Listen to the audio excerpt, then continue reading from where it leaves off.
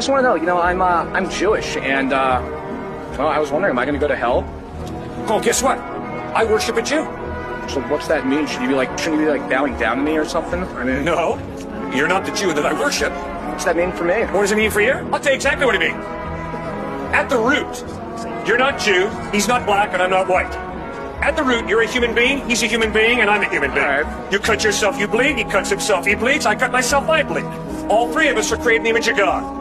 Now, we all three have sinned. I'm not better than you, I'm not better than him, he's not better than me, he's not better than you.